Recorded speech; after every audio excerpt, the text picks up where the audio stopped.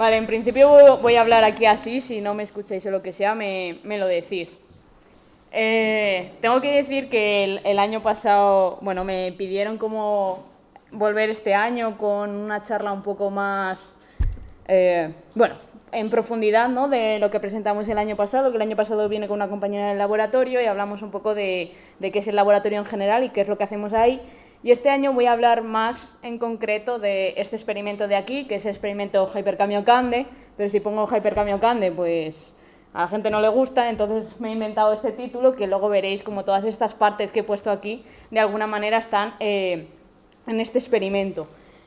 Bueno, simplemente presentarme, soy Beatriz, como ha dicho Jorge, soy técnico de criogenia y sistemas de gases en el laboratorio subterráneo de Canfranc, pero además, y vamos a decir más importante, estoy haciendo la tesis doctoral en física, soy estudiante de doctorado por la Universidad de Zaragoza y desarrollo mi tesis en el laboratorio, y parte de mi tesis irá relacionada con este experimento.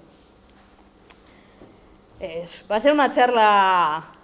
O sea, ese experimento es muy complejo, pero bueno, lo voy a intentar simplificar al máximo. Pero antes, para aquellos que no estuvieseis aquí el año pasado, no quería venir aquí, no hablar un poquito del laboratorio subterráneo de Canfranc, que además es una cosa que tenemos aquí al lado y es realmente importante. Es lo que se conoce en España como una ICTS, que significa Infraestructura Científico y Técnica Singular. Esto es una red de infraestructuras que dependen del Ministerio de Ciencia e Innovación y son singulares por algo. En esta red de ICTS podemos encontrar aceleradores de partículas, como el acelerador ALBA de Barcelona. Hay otras, instalaciones de placas solares en Almería, estudios del fondo marino en Palma de Mallorca, incluso hay una estación de investigación en la Antártida, y estamos nosotros también, que somos singulares por algo muy fácil de adivinar, ¿no?, y es que somos un laboratorio subterráneo.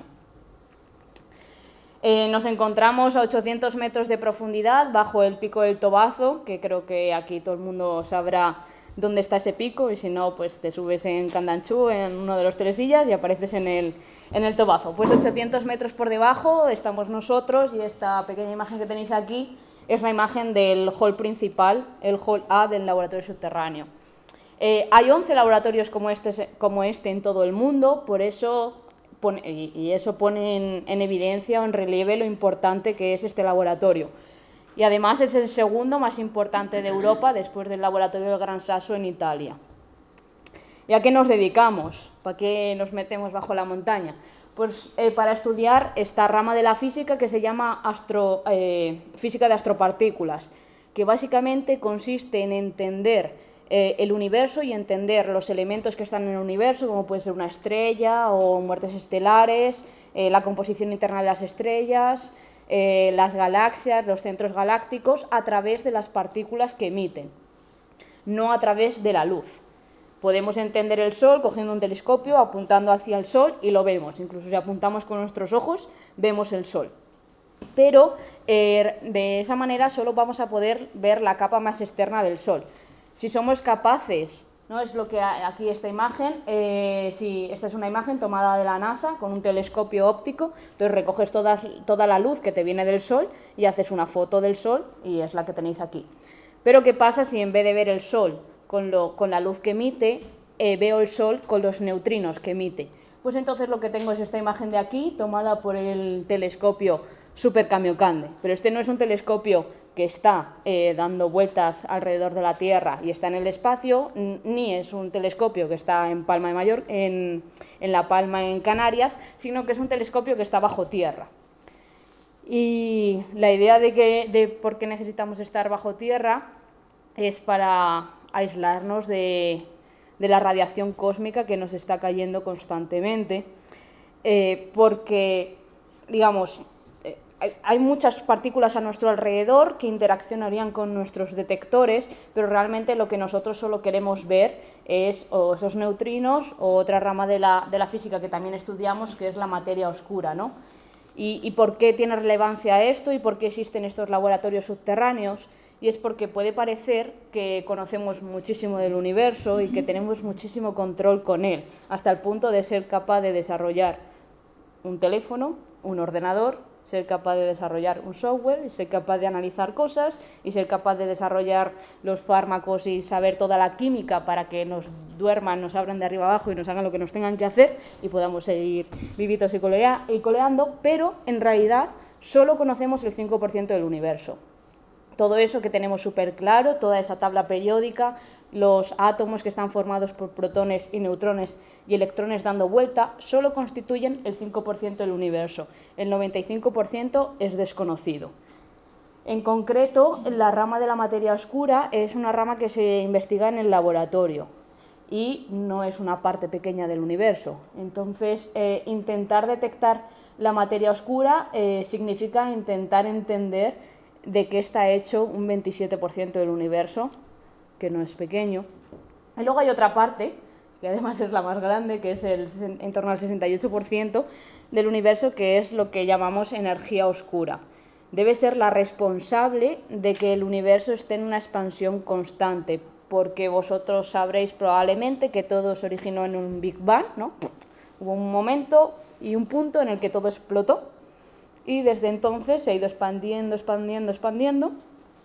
también se ha ido enfriando, y eso ha dado pie a la formación de estrellas, de galaxias y de sistemas solares como el nuestro. Incluso aparece una Tierra, incluso llega un momento que se dan las condiciones óptimas para que salgamos nosotros, evolucionemos y seamos capaces de entender dónde vivimos y ir más allá, ¿no? Bueno, pues actualmente no hay ningún experimento que se acerque lo más mínimo a entender. O sea, no hay ningún experimento construido ni planteado de cara a la energía oscura. Es algo que está ahí, pero ni idea. La materia oscura, pues la materia oscura creo que llevan desde los años 70, 80, con detectores de materia oscura y nunca han conseguido detectarla. Entonces sabemos que está ahí, pero de qué está hecha, cómo funciona y demás, ni idea.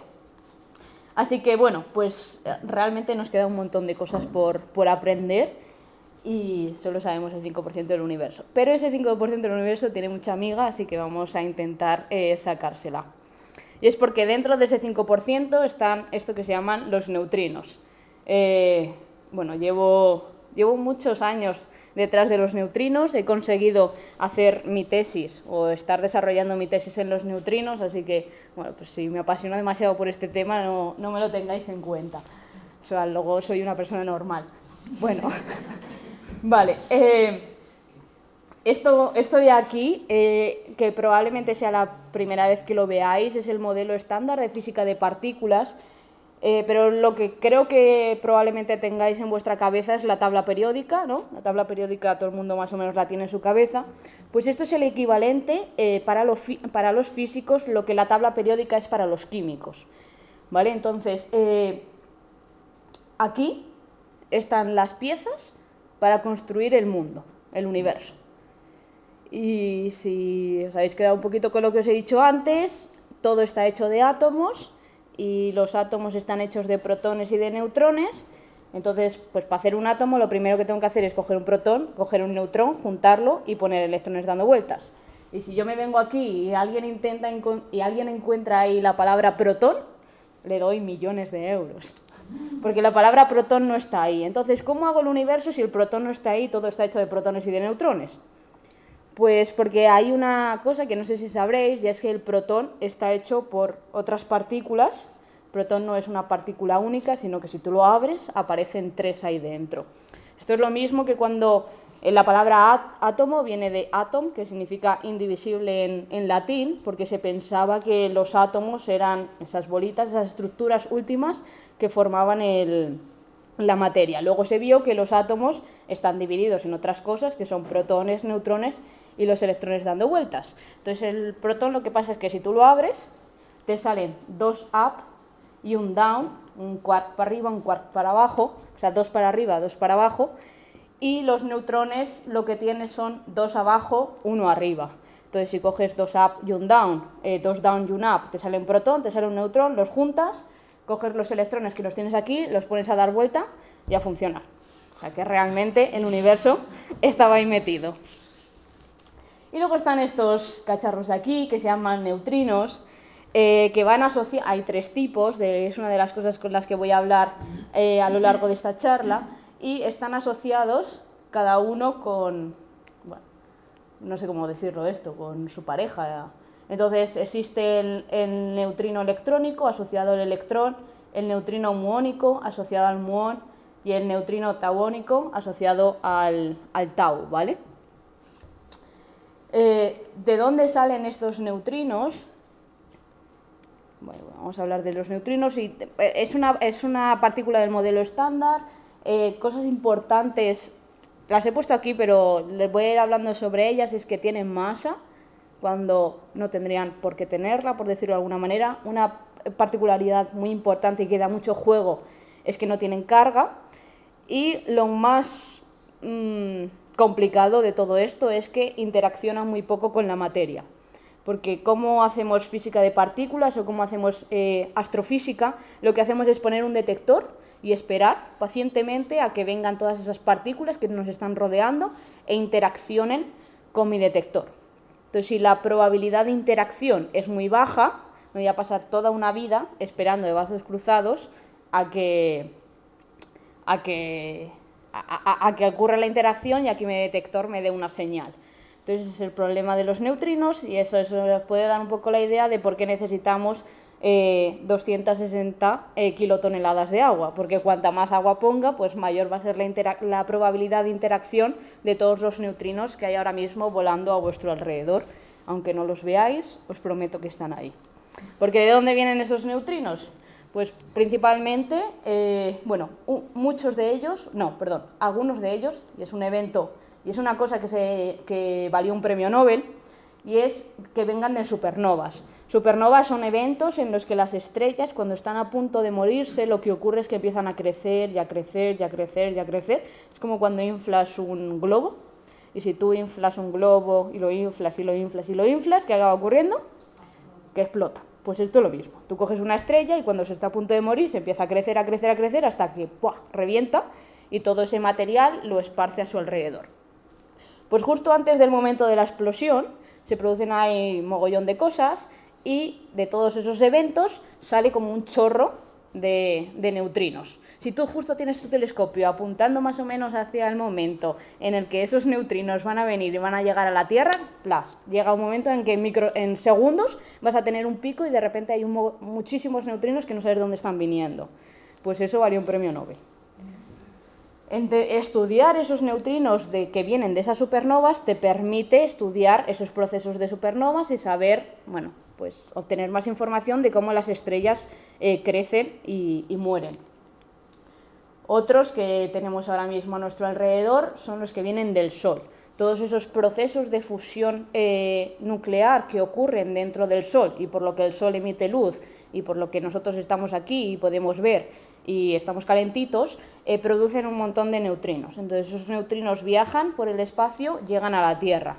La mayoría de ellos lo que van a hacer va a ser entrar por un lado de la Tierra, salir por el otro lado de la Tierra y no van a dejar ninguna interacción. Y luego hay otros que se producen en la atmósfera. En la atmósfera ocurre un efecto que es la producción de rayos cósmicos. Son partículas que vienen aceleradas desde los confines del universo, llegan, se chocan con los átomos de la atmósfera y crean una cascada de partículas secundarias.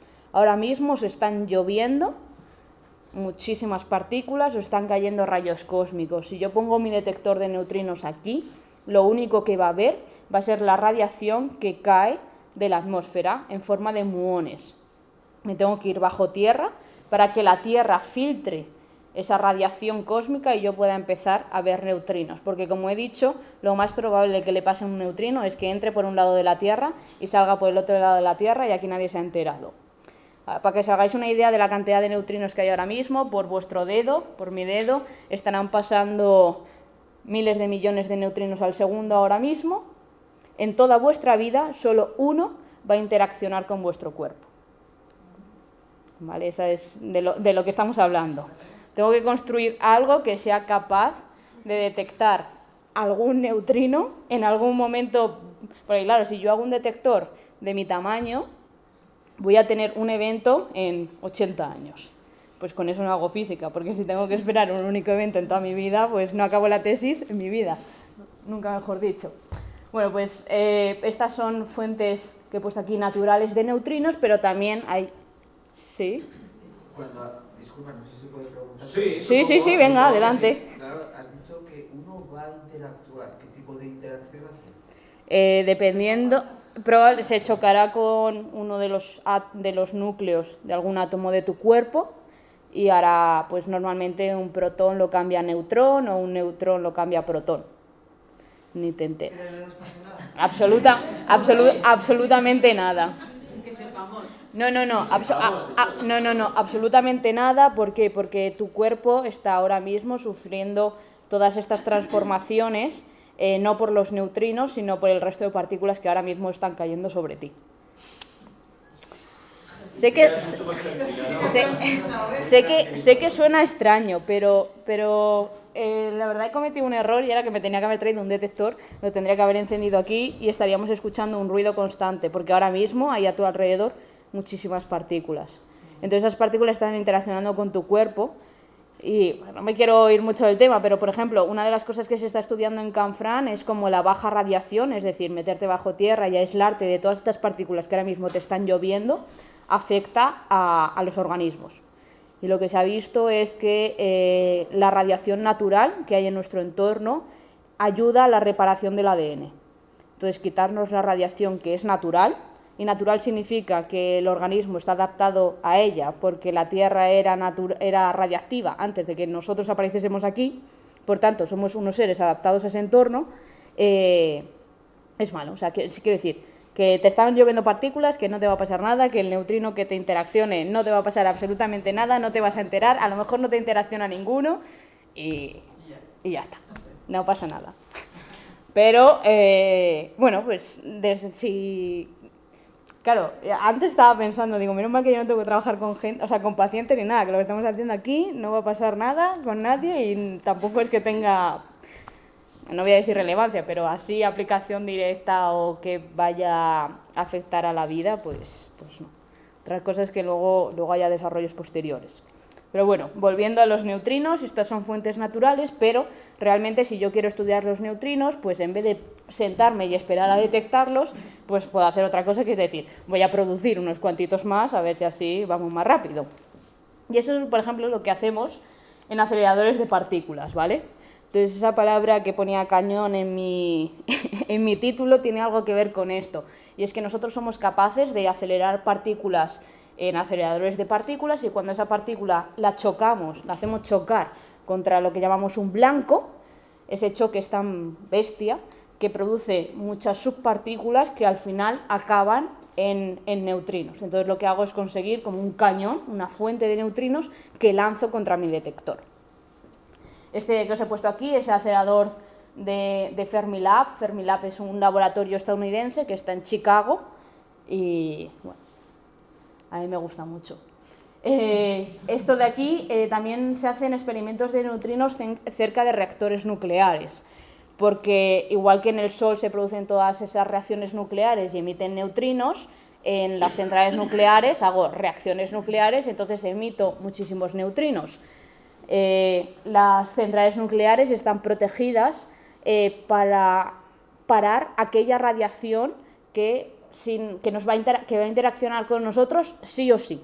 Es decir, si a ti te lanzan, tú vas a hacerte una radiografía y si la radiografía fuese de neutrinos no habría una imagen, porque todos los neutrinos te atravesarían y no habría ninguna imagen. ¿Qué es lo que te lanzo? Algo que sé que a ti que se va a chocar con tu cuerpo. Entonces, las centrales nucleares están blindadas para proteger pues, de rayos X y rayos gamma, que son cosas que afectarían a las personas, pero no están protegidas para parar neutrinos, básicamente porque es imposible parar los neutrinos. Entonces, si yo pongo mi detector ahí al ladito de una central nuclear, pues estupendo, tengo ahí una fuente constante de neutrinos que me permite hacer los análisis que yo quiera. Vale, aquí viene lo importante, y es que hemos hablado de que la interacción de los neutrinos con mi detector es muy baja. Entonces, básicamente lo que tengo que hacer es construir cosas gigantes. Gigantes del tipo NOVA es el experimento que está, ahora no me sé el dato, pero a cientos de kilómetros del acelerador del Fermilab que he mostrado antes, y estas son sus dimensiones. Es un tanque de 16 por 16 por 80 metros, ¿vale? Para que el neutrino, cuando pase por ahí, con un poquito de suerte, deje una señal. Borexino es un experimento que está en el Gran Sasso, en Italia, y bueno, pues es una gran esfera llena de un líquido especial y es una esfera de 18 metros de diámetro. Hay otro detector que es súper guapo, si se me permite la palabra, y es 1 kilómetro cúbico en la Antártida a 1,5 kilómetros de profundidad en el hielo. Entonces lo que han hecho ha sido meter detectores a 1,5 kilómetros de profundidad en un espacio de 1 kilómetro cúbico. Entonces neutrinos que vengan y atraviesen el hielo dejarán una señal en los detectores que yo he metido dentro del hielo. Antes ya de meternos en el experimento que nos trae hoy aquí, voy a hacer un breve repaso por la historia de los neutrinos y este tipo de esta partícula. Tampoco me quiero extender mucho. Bueno, básicamente fue postulada por Pauli, que es un físico bastante importante en estas desintegraciones, ¿vale? Esta es una desintegración beta, que es, bueno, básicamente todas estas reacciones nucleares de las que estoy hablando, básicamente lo que está ocurriendo es que un neutrón del átomo está transformándose en un protón y en ese proceso de transformación lo que hace es emitir un electrón y en este caso un antineutrino. Entonces siempre que ocurran este tipo de procesos en los que las cosas cambian, pues de neutrón a protón, veremos después, por ejemplo, que el muón se desintegra a electrón, todo aquello que lleve la palabra desintegración o transformación, va a aparecer un neutrino por ahí que va a salir volando. Y una cosa que no sé si sabréis, que es la conservación de la energía y del momento. Lo de que nada se crea ni se destruye, todo se transforma, se transfiere, eso sí no lo sabemos así, vale, pues este era el problema, ¿vale? Y era que si solo se emitía el electrón, porque el electrón sí que eres capaz de detectarlo en una desintegración beta, el electrón debería de llevarse toda la energía disponible, porque si no, ¿a dónde se está yendo toda la energía si la energía no puede desaparecer? Entonces, lo que ocurre es que tenemos esto, y esto lo que significa es que hay unas veces que el electrón sale con esta energía, otras veces con esta, otras veces con esta, otras veces con esta y otra vez con esta, cuando lo que deberíamos de estar viendo siempre es que siempre sale con la misma, que es toda la disponible. Esto lo estoy contando así con energía, pero creo que voy a cambiar al dinero, que es mucho más fácil, aquí nos entendemos todos. Hay 100 euros en juego, ¿vale? Y si este proceso de neutrón a protón es como cuando tú vas a casa de la abuela y te da 100 euros y eres hijo único o nieto único, ¿cuánto dinero te vas a llevar? Pues los 100, ¿no? Pues entonces para ti. Pero si tú ya tienes un hermano o una hermana, claro, ya los 100 no son para ti porque lo tendrás que repartir. Y a lo mejor tú te puedes haber portado mejor, la otra se puede haber portado peor, y entonces ahí ya pues te va tocando, una vez es 80, otra vez es 20, otra vez es 30. Como hay otra persona con la que repartir el dinero, tú no te estás llevando todo el dinero. Pues este experimento es lo mismo. Yo lo que estoy preguntando al electrón es cuánto dinero llevas. Y me dice que unas veces lleva 20, otras veces lleva 50, otras veces lleva 80, y digo, ¿y dónde está el resto del dinero? Si estás tú aquí solo. Pues eso es lo que dijo Pauli. Dice, es que a lo mejor no estás solo. Lo que pasa es que la otra partícula que se está emitiendo no somos capaces de detectarla. Es en el momento en el que se postula la existencia. Fijaros que esto es en el año 30. En el año 37 aparece otra teoría, o digamos una vuelta de tuerca, con este hombre que se llama Ettore Majorana, era un físico italiano, y dijo, ¿qué pasa si neutrino y antineutrino son lo mismo? Siempre que diga la palabra anti, que va a aparecer aquí, me refiero a antimateria. No sé si habéis visto la película de Ángeles y Demonios. Pues Ángeles y Demonios, que también es un libro, querían hacer una bomba para volar el Vaticano con antimateria, porque la idea brillante era que tenían antimateria contenida en un sitio, en el momento en que esa antimateria se libera, se choca con la materia, que es todo lo que tenemos a nuestro alrededor, y en ese choque se emite energía y entonces eso sería una bomba. Luego ya te vas al detalle y te das cuenta de que la cantidad de antimateria que tenían ahí confinada valdría para encender una cerilla, pero bueno, películas. Bueno, pero eso, siempre por cada partícula existe su antipartícula, ¿vale? Entonces para el neutrino existiría el antineutrino, pero partícula y antipartícula de forma general no son lo mismo. Una cosa es la partícula y otra cosa es la antipartícula. Pero en el caso de los neutrinos podría ocurrir que fuesen la misma cosa a la vez. Esto está por demostrar y lo hablaré después.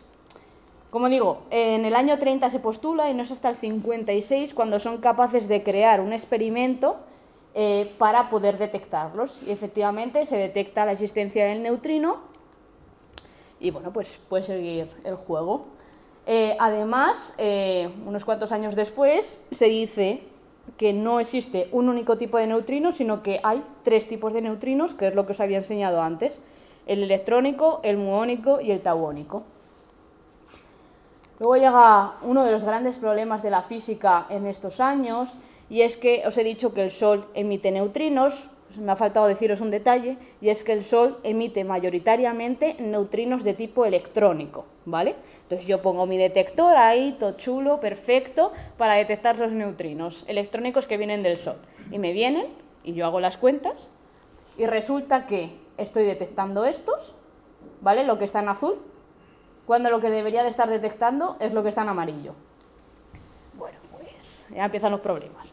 Porque estaba toda la teoría súper perfecta, el Sol lo entendía, los neutrinos lo entendía, pero ¿qué está pasando aquí? Aparece otra cosa en el año 85 y es que tiene que ver con lo que se llama oscilaciones de neutrinos, y es que hay que tener en cuenta si el neutrino está viajando en el espacio, en el vacío, o está viajando a través de una materia, como puede ser el Sol, el interior del Sol, o puede ser el interior de la Tierra, porque las cosas cambian un poco y eso hay que tenerlo en cuenta a la hora de hacer los cálculos. Los experimentos, en el año 98 se detecta o se confirma la oscilación de neutrinos, lo hace el experimento Super Kamiokande y se lleva un premio Nobel en el 2015.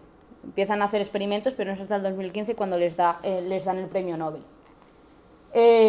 Otra de las cosas que se empieza a hacer es que, si os fijáis aquí, los puntos son los datos experimentales, lo que está en colorines es la teoría. Entonces, una de las cosas más importantes en física y de lo que hacemos y por lo que nos peleamos teóricos y experimentales es porque la teoría tiene que predecir la parte experimental, y la parte experimental tiene que estar bien desarrollada y enfocada a lo que la teoría es capaz de predecir, porque si las dos cosas no casan, aquí hay un problema. Hay 2 experimentos, principalmente, bueno, el LSDN primero y luego Mini-Boon empieza a ver lo mismo, y es que aquí hay un exceso, estoy detectando más que lo que me dice la teoría, dónde están esos neutrinos que estoy detectando de más, o de dónde vienen y por qué la teoría no los predice. Otra de las cosas que no sabemos de los neutrinos es la masa. Sabemos que tienen masa, pero realmente no sabemos su masa. Entonces, en el año 2018 empieza un experimento en Alemania que se llama CATRIN. Y bueno, pues esta cosa de aquí, que es muy interesante porque no sé cómo fue, no sé si la hicieron como en el sur de Alemania y entonces luego la tuvieron que llevar en barco, o sea, la tuvieron que llevar hasta Italia, viajarla en barco, darle toda la vuelta y casi entrar por el norte de Alemania, porque le salía mejor ir en barco y dar toda la vuelta a Europa que atravesar Alemania por tierra. Total, que fue un evento en el pueblo ese, que ese pueblo a lo mejor es como Canfrán, imaginaros que ahora hay que meter esto ahí en Canfrán, pues va toda Aragón para allá. Así que bueno, pues ahí están intentando ver cuál es la masa del neutrino, y luego ya más recientemente han empezado experimentos que ya empiezan a ser realmente sensibles en este proceso que se llama la desintegración doble beta sin neutrinos, que sirve para ver si realmente neutrino y antineutrino son lo mismo o no. Y para eso se utilizan pues, detectores especiales, y en Canfrán en concreto hay uno que está intentando buscar esto, está intentando mejorar su sensibilidad. si esto ocurre en la naturaleza, quien lo descubra y que lo confirme, se lleva un premio Nobel. O sea, ahora mismo es así de claro. Y lo que se está haciendo ahora en Canfranc es intentar ir lo más rápido y lo mejor en esa carrera, porque esto vale un Nobel. Vale, entonces, volviendo un poco al problema de los neutrinos solares, y era que yo tengo mi detector diseñado, yo he hecho mi predicción teórica y no estoy viendo lo mismo. Pues ya empezaron muchos a decir, no, aquí las predicciones teóricas están mal hechas. Obviamente los teóricos a veces fallamos, pero digo, eran estudios del Sol, estaban muy afianzados. Tú revisa tus experimentos y luego hablamos, ¿no? Entonces, bueno, ¿qué es lo que ocurre? Lo que ocurre es esto. Está súper chunga de entender, pero está súper fácil de entender, ¿no? Esto es un neutrino, vestido de neutrino electrónico, pero hemos dicho que había como otros dos vestidos. Uno es el de muón y otro es el de tauón. Entonces, ¿qué es lo que pasa? Que en el Sol se emite el neutrino electrónico, pero da la casualidad que cuando los neutrinos viajan, van cambiándose de vestido. Entonces puede ocurrir que justo cuando llegan a la Tierra, que es cuando tú los tienes que detectar, no te están llegando vestidos de electrónicos y como tu detector solo es sensible a los electrónicos, no los está detectando. Y qué casualidad, que no lo he dicho, que precisamente lo que se estaba viendo era 1/3 del total. Claro, pues que si son 3 y solo estás detectando 1, estás perdiendo 2. Clarísimo. Y además justo, este es un poquito más difícil, pero para que lo veáis, en negro es la probabilidad de que yo emito electrónico y que cuando llega a la Tierra sigue siendo electrónico. Y si os fijáis, estáis justo en el mínimo, pero siempre la probabilidad total, siempre si sumo los 3 colores me va a dar 1.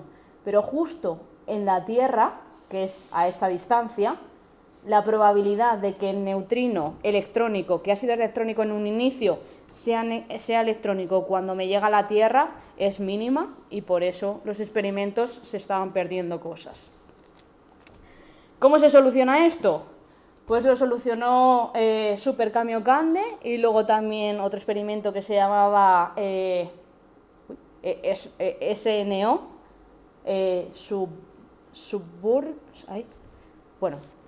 SNO, que ahora no me acuerdo, es un experimento de Canadá, ¿vale?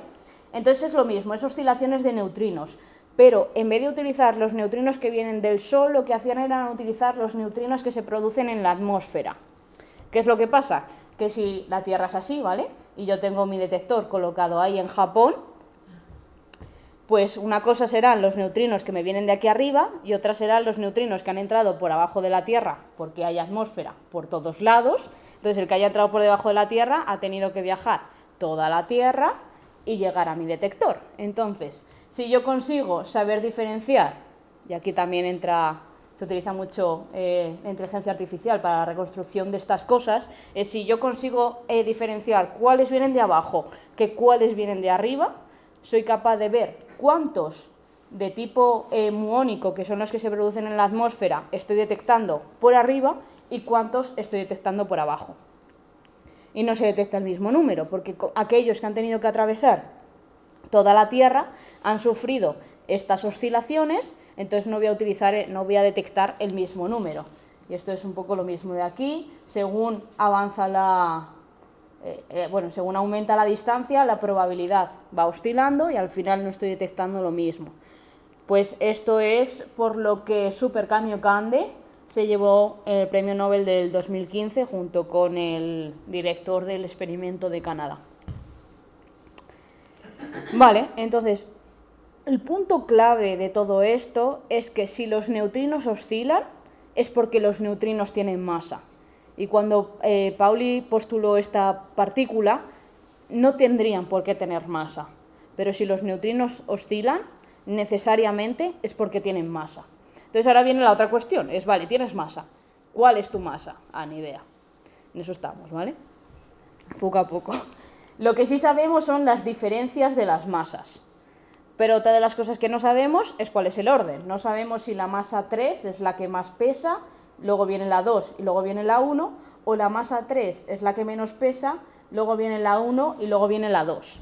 Cualquier persona podría pensar que el orden lógico es este, pero recordar que, no es, que M1 y M2 y M3 es una cosa que hemos puesto nosotros arbitrariamente. Entonces, si yo cambio las M's, las puedo poner en el orden que quiera para que al cerebro le parezca como, oh, este es el orden correcto.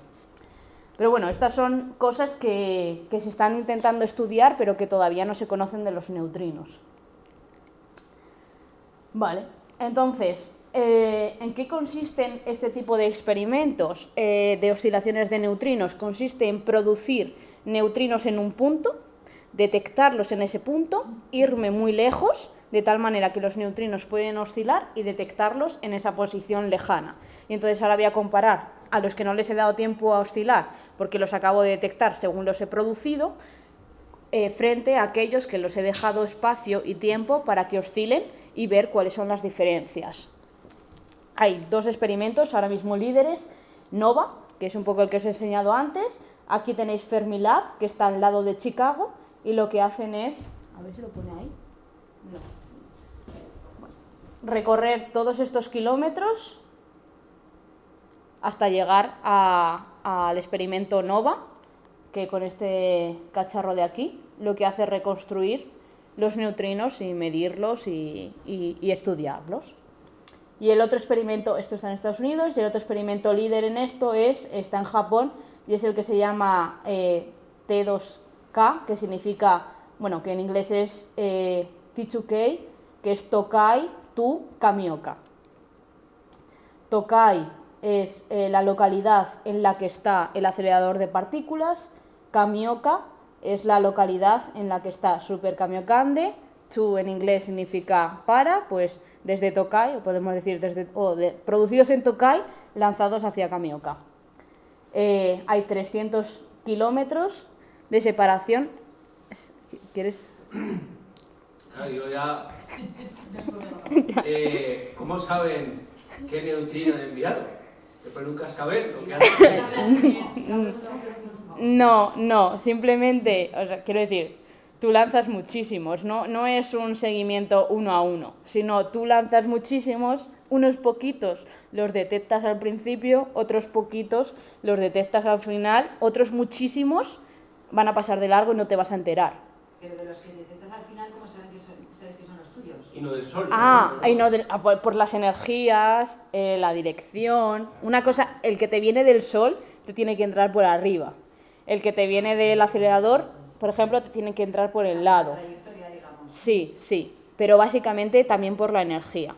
Porque los neutrinos solares van a unas energías dadas y hay un momento, o sea, el espectro, lo que se llama el espectro de neutrinos, acaba en un punto. Tú sabes que neutrinos por encima de esa energía jamás van a ser neutrinos solares, porque los procesos que se producen en el Sol no liberan tanta energía como que para que el neutrino llegue a alcanzar la energía que tú estás reconstruyendo. Entonces no es un uno a uno, sino yo lanzo unos cuantos, detecto unos poquitos aquí, otros poquitos allá, y al final todo es estadística. Pues cuantos más mejor, y en promedio se comportan así. Vale, y luego también hay otros que lo que se llaman es short baseline, porque en vez de irme a mucha distancia, lo que hago es quedarme muy cerca. Y básicamente están al lado de centrales nucleares, y en vez de tener neutrinos producidos en aceleradores de partículas, lo que utilizo son los neutrinos producidos en las centrales nucleares. A la izquierda, Double Tooth, que es este experimento que está en Estados Unidos, y lo mismo, pues aquí tenéis la central nuclear, un detector por aquí, otro detector por allá, y básicamente detecto todo lo que salga de por allí. Y este es Baya Bay, que es un experimento que está en China. Aquí solo os he puesto esta imagen, pero básicamente lo mismo. Es como una central nuclear y hay varios puntos de detección en torno a esa central. Pero están a los pocos kilómetros, no a 300 kilómetros, a 1 kilómetro o menos de 1 kilómetro. Vale, ¿y cómo encaja el LSC en todo esto? ¿Cómo encajo yo en todo esto? Bueno, pues porque el LSC, el Laboratorio Subterráneo de Canfranc, es el centro coordinador de la participación española en este experimento que os voy a contar ahora, que se llama Hyperkamiokande. He hablado de Superkamiokande, bueno, si está aquí el vídeo, así que mejor os lo pongo. Vamos a ir un momento... A ver...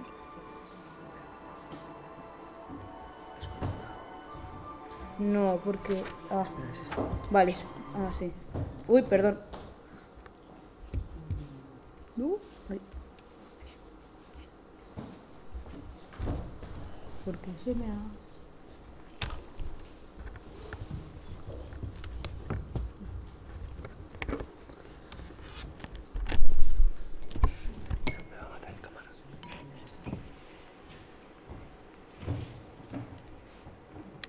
Espérate. Aquí. Vale. No deberíais.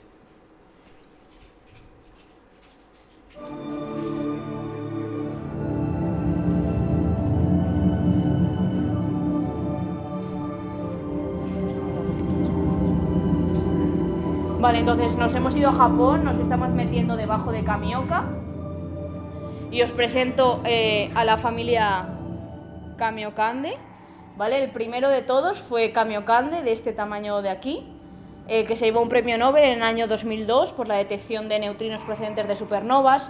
Luego vino Super Kamiokande, que en el 2015, ya os he dicho que se llevó el premio Nobel por las oscilaciones de neutrinos, y ahora está en construcción lo que va a ser Hyper Kamiokande.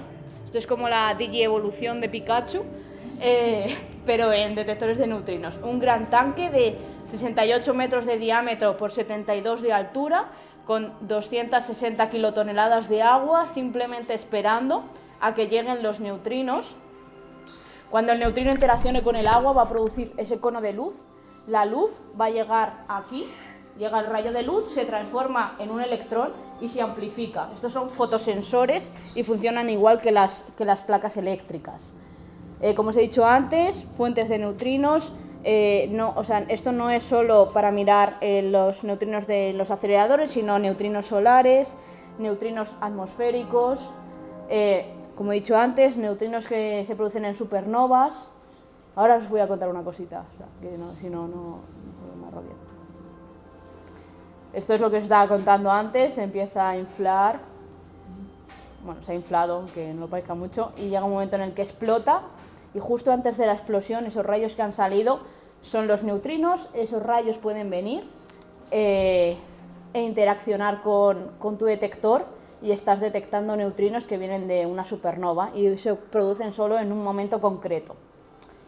Otra de las cosas que pretenden hacer es ver si el protón es una partícula estable o no. Pero bueno, esto ya es fliparse mucho. Pero bueno, es parte del símbolo, que son esos tres rayitos. Esa es la señal esperada de la desintegración del protón.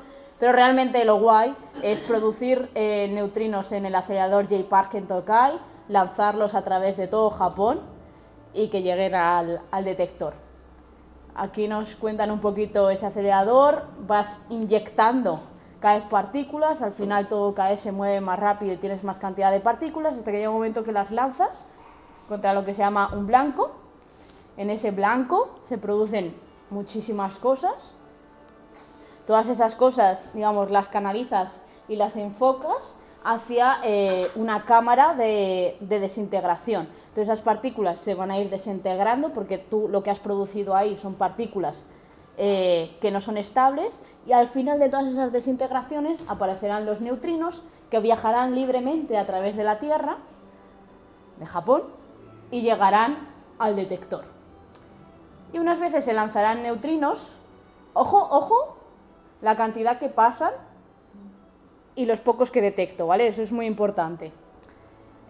Unas veces lanzaremos neutrinos, otras veces lanzaremos antineutrinos, intentaremos entender si se comportan igual, porque uno de los grandes misterios que hay que resolver es que falta antimateria en el universo. Así que, bueno, pues este es el superproyecto. Canfranc, España en concreto, espera participar con 15 millones de euros. Y bueno, pues que esos 15 millones de euros salgan adelante y las cosas funcionen es parte, del trabajo. Es que no sé por qué me ha salido esto. Ahora. Es parte del trabajo que desarrollamos en Canfranc. Bueno, la parte del dinero es más del director, yo me dedico a picar código, como se dice. Vale, una de las cosas que iba a decir, sí, de supernovas. Además, justo esta semana coincide que está lo que se llama la reunión de colaboración de Hyper Kamiokande, es súper interesante porque es en horario japonés. Para quien no lo sepa, hay 7 horas de diferencia. Así que nada, hoy tengo reunión de 2:30 a 4:30. Así que bueno, pues eso. Y una de las cosas que están súper obsesionados es que nada de lo que se haga en el detector, o sea, una de las charlas que se estaba dando el otro día, es de calibración, ¿vale? Estos detectores hay que meter algo dentro que tú sepas qué señal te va a dejar para calibrar los sensores y para que todo funcione bien. Entonces, están súper obsesionados que no puedes poner nada que te ciegue tu detector frente a una supernova. O sea, las supernovas son neutrinos que te atraviesan el detector en cuestión de segundos. Si tú pones algo que te va a durar más de segundos, la supernova que vaya a pasar la pierdes, y ahí están todos obsesionados. Es más, no quieren desmontar Super Kamiokande hasta que Hyper Kamiokande no esté 100% operativo, porque si viene una supernova y ninguno de los dos está en pleno funcionamiento, la pierdes. Y realmente solo se ha detectado una supernova en neutrinos en todo este tiempo, así que es muy importante pues no perder ni un segundo. O sea, el detector tiene que estar funcionando 24/7, pase lo que pase. Y están muy obsesionados con eso. Esto ya lo hemos visto. Vale, entonces, bueno, aquí, para que os hagáis un poco la idea, ¿vale? Pues empezaron con 3.000 toneladas, 5.000 toneladas, y vamos a por las 260.000 toneladas. La idea... la realidad, porque aquí el modelo japonés funciona completamente del modelo europeo o occidental, y es que el detector empieza a funcionar en el 2027, pase lo que pase. O sea, pase lo que pase hasta el punto de que donde iba a haber 22.000 fotosensores ya vamos por 19.000, y a lo mejor empieza a funcionar con 15.000, me da igual, pero empieza a funcionar. Y es un método que les ha servido y que de momento llevan 2 premios Nobel y van camino del tercero. Entonces es una forma de... hay que llegar el primero, a lo mejor no en las súper mejores condiciones, pero hay que llegar en aquellas mejores condiciones que te permita ser el primero. Y ahí cambia mucho el modelo japonés y hay unas peleas importantes. Al final, mirad, este es el tipo de imágenes que te deja, ¿vale? Cuando el neutrino interacciona con los protones o los neutrones de las moléculas de agua, te producen una partícula que sale emitida, básicamente un electrón o un muón, que sale emitida a una velocidad muy alta. Hay una cosa que se llama efecto Cherenkov, y es que si esa partícula cargada se está moviendo en agua a velocidad mayor que la velocidad de la luz en el agua, se produce como ese cono, o sea, como que la luz va retardada, y entonces lo que ves es este cono. Y aquí veis perfectamente el cono de luz. Entonces, cada uno de estos fotosensores lo que tiene que hacer es reconstruir ese aro de luz, y dependiendo de la forma del aro puedes saber qué tipo de neutrino es, o sea, qué partícula es, pues un electrón o un muón, por tanto, un neutrino electrónico o un neutrino muónico. Y además pues es capaz de reconstruir la energía y la trayectoria. Vale, aquí viene el Cristo, y es, a ver, yo estoy aquí, ¿vale? Estoy en el J-Park, que es el acelerador de partículas, y lo que voy a producir va a ser neutrinos de tipo muónico, ¿vale? Está diseñado todo el sistema para que lo que yo enchufe para allá sea en 80% neutrinos de tipo muónico. Pero como he dicho, los neutrinos van a ir cambiando según avanzan. Entonces, al final, lo que yo voy a detectar aquí en Hyper Kamiokande pues serán unos pocos muónicos, otros pocos electrónicos y algún que otro tauónico. Principalmente nos vamos a centrar en estos dos. Entonces, cuando el neutrino muónico interaccione con el agua, me produce un muón, y el muón me produce un aro de luz difuso.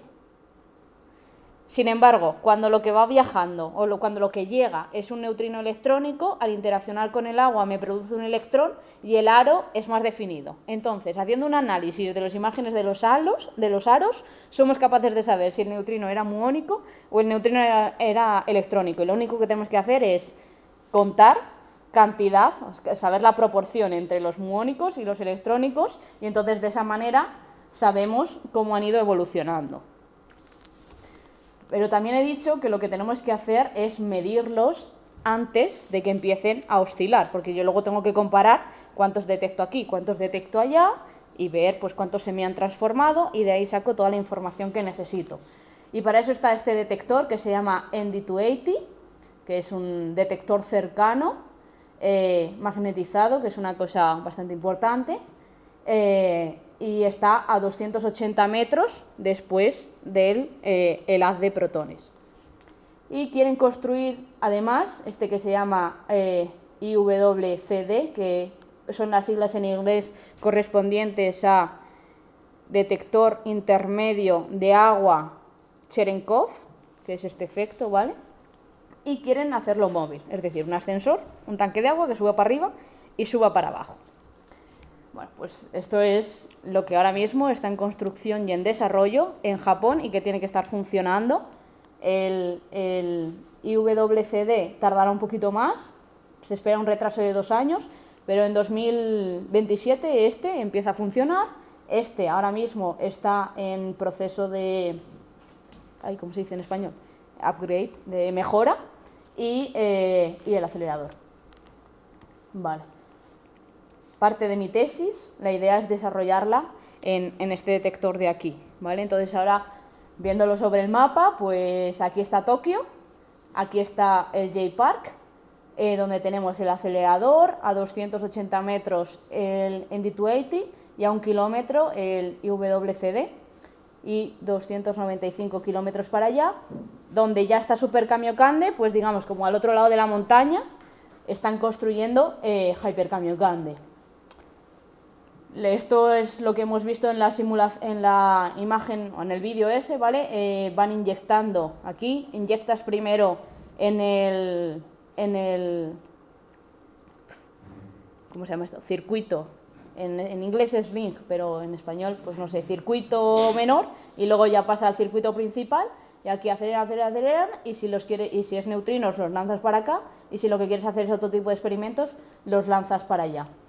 Y bueno, ¿vale? En el ring este lo que tenemos son protones, los protones están dando vueltas, los inyecto para acá y el protón al chocarse con el blanco produce muchísimas partículas. Dependiendo de los campos magnéticos que yo ponga ahí, soy capaz de enfocar las partículas. Como esas partículas principalmente son muones, cuando se desintegran lo que tengo es neutrino muónico que lanzo.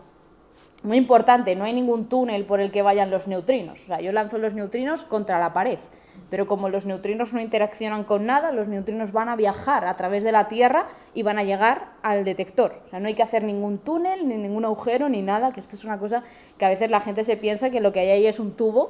No hay ningún tubo, ellos viajan solitos. Una obra menos que nos ahorramos. Este de aquí se llama Ingrid y básicamente lo que hace es EGX-EGI monitorizar que el haz está centrado y está bien orientado y demás. Y encima tiene puesto el ND280, que es este detector de aquí, y como es campo magnético podemos ver cómo las partículas se tuercen, porque partículas cargadas en un campo magnético se giran. Y si te giras a la derecha es porque tienes carga positiva, si te giras a la izquierda, lo estoy haciendo al revés, tienes carga negativa. Entonces es muy fácil de identificar el tipo de carga de las partículas. Si tú no pones ningún campo magnético no vas a saber cuál es la carga de las partículas. Este que os he contado aquí, y entrando un poquito más en detalle, pero tampoco os asustéis. Esto es lo mismo que os he enseñado antes, ¿vale? En negro es la probabilidad de que yo produzco uno muónico y detecto uno muónico, ¿vale? Y todo el detector está diseñado para ser extremadamente sensible en el mínimo, porque en el mínimo de la negra es el máximo de la roja, que son cuando los muónicos pasan a electrónicos. Entonces aquí la idea es saber diferenciar perfectamente los muónicos de los electrónicos. Y aquí lo que tenéis es al revés, en azul es los electrónicos. Vale. Otra de las cosas importantes es que no están todos en eje. O sea, si el haz, ¿qué hora es? Madre mía. Si el haz es recto, perdón, No queremos ponerlo justamente alineado, sino lo queremos desplazar un poquito, porque da la casualidad de que si tú te desplazas un poquito del eje, los neutrinos te vienen como más agrupaditos y entonces es más fácil trabajar con ellos. Entonces por eso quiero un detector móvil, porque si yo me puedo mover en todos, puedo ver los neutrinos que vienen como más empaquetados, de los que vienen más empaquetados, y combinando las cosas pues soy capaz de sacar la información que necesito. Ahora ya las cosas son imágenes bonitas. Bueno, lo que os he dicho, 68 de diámetro por 72 de altura. Esta es una imagen interna de Super Kamiokande y os tenéis que imaginar esto 8 veces más grande. Y estos son los fotosensores, para que os hagáis una idea, son 50 centímetros de cacharro, es una cosa así. El 4 de octubre de este año se finalizó la excavación de la cúpula, bueno, no sé si lo he dicho, pero esto está a 600 metros de profundidad. Entonces se finalizó la excavación de la cúpula de Hyper Kamiokande. Tienen excavada la cúpula, tienen excavado un tubo de 72 centímetros que conecta la parte de arriba con la parte de abajo, y ahora lo único que tienen que hacer es ir quitando, ir haciendo así, como cuando en la playa, no sé vosotros, bueno, todo el mundo de pequeño en la playa lo que ha hecho ha sido primero cavar una cosa muy finita y luego ya vas ganando, pues esto es exactamente lo mismo.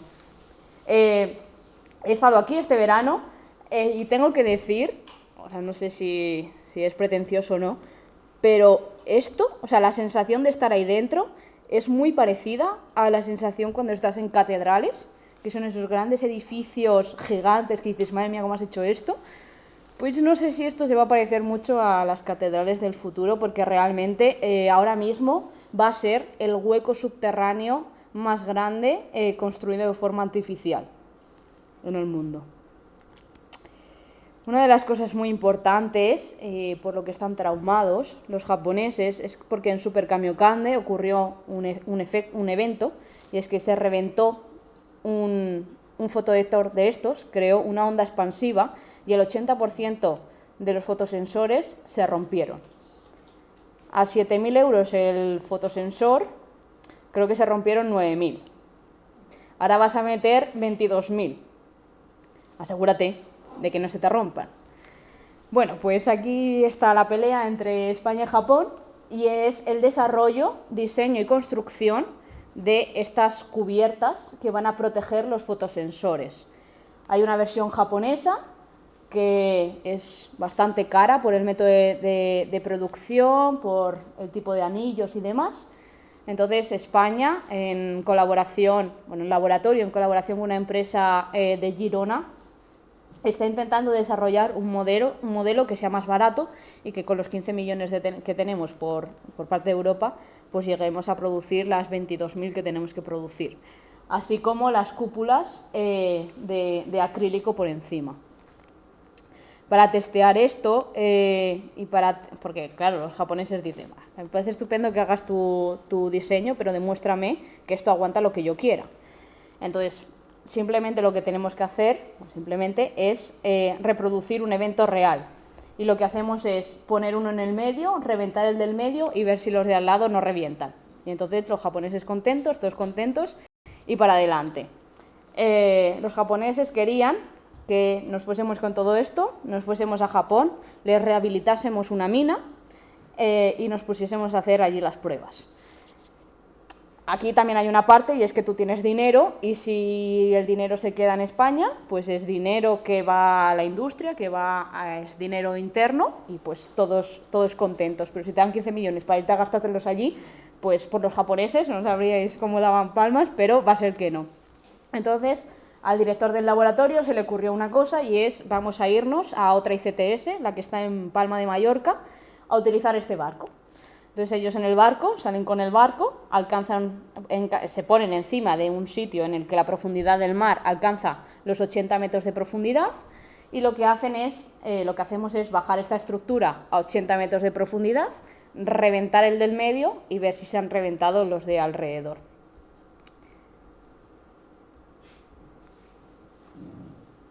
Vale, ahí ha reventado el del medio. todavía no han conseguido un evento en el romper bien el del medio y no romper todos los de alrededor.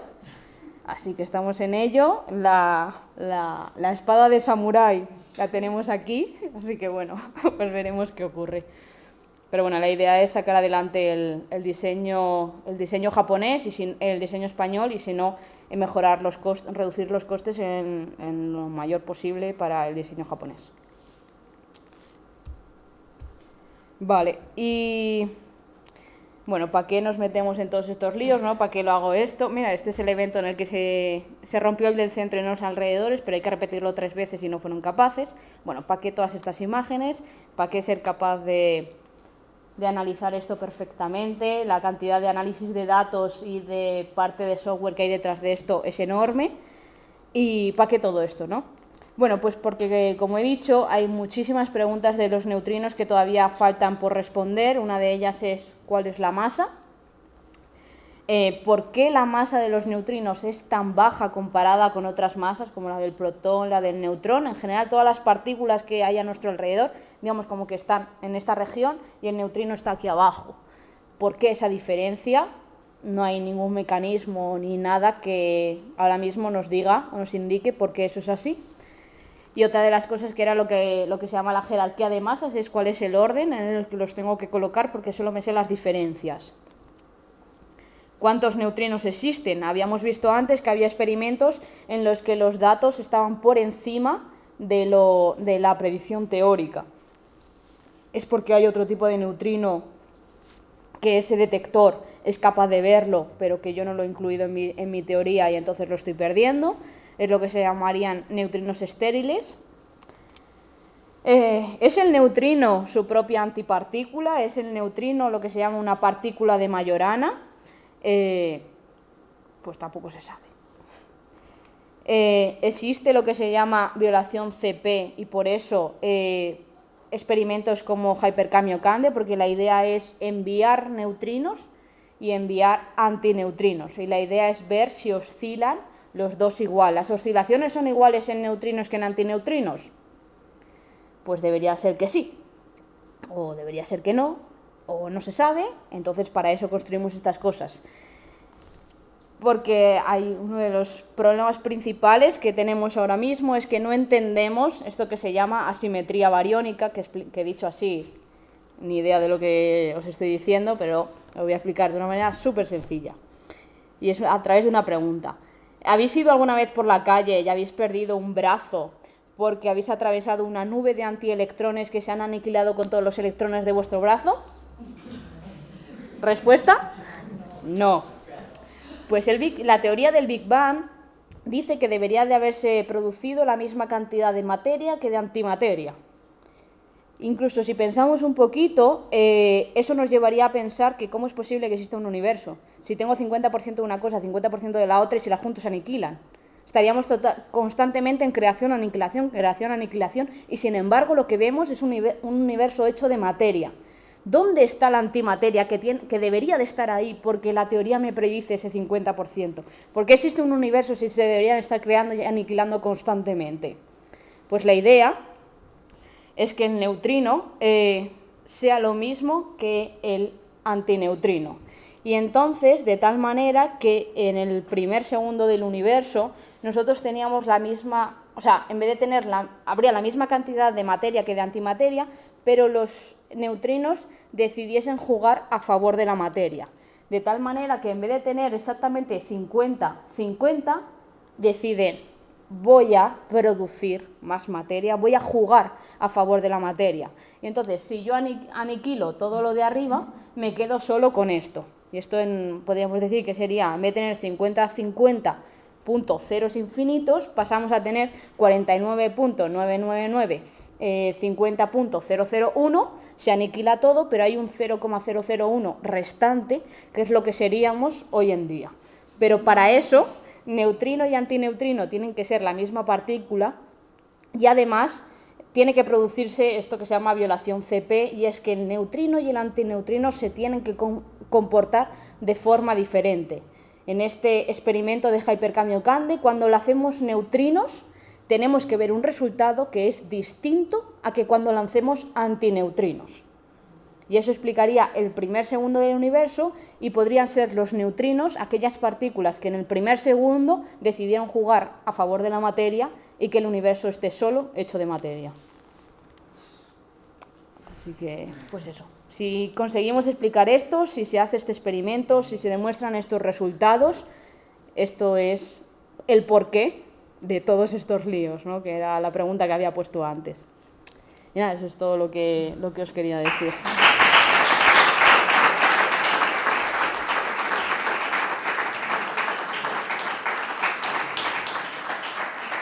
Perdón, lo primero, perdón que me he ido un poquito de tiempo, pero es que era compleja la...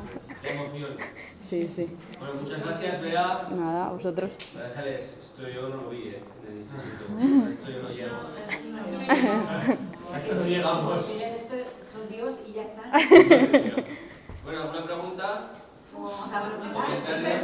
Con tu trabajo día a día, no sé si estás con un gorro, un traje submarino, estás en el ordenador o qué haces. En el ordenador. También depende mucho del perfil. Yo soy teórica, entonces básicamente lo que hago es estar delante de un ordenador. Dentro de la teoría tienes dos partes, tienes el análisis de datos, imaginaros todos esos aros de luz, ¿vale? Y todo eso al final es una base de datos, entonces tú tienes que empezar a hacer filtrado de la base de datos para sacar lo que tú quieres y luego te sacas estos gráficos que no entiende nadie, pero que tienen un sentido.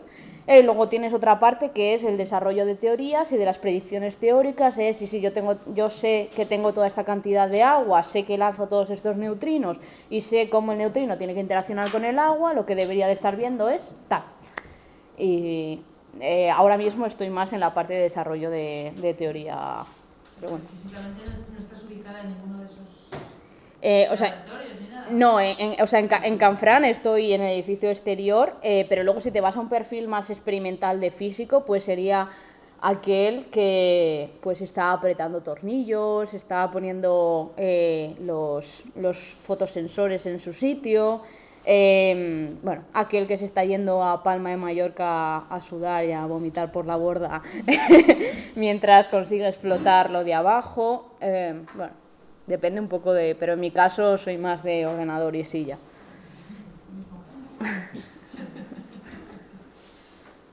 Dime. Yo tengo una pregunta y es que has dicho que no vas a detectar, si lanzas neutrinos, no vas a detectar todos, sino una muy pequeña parte. Sí. ¿Es el mismo ratio de detección para los tres tipos de neutrinos?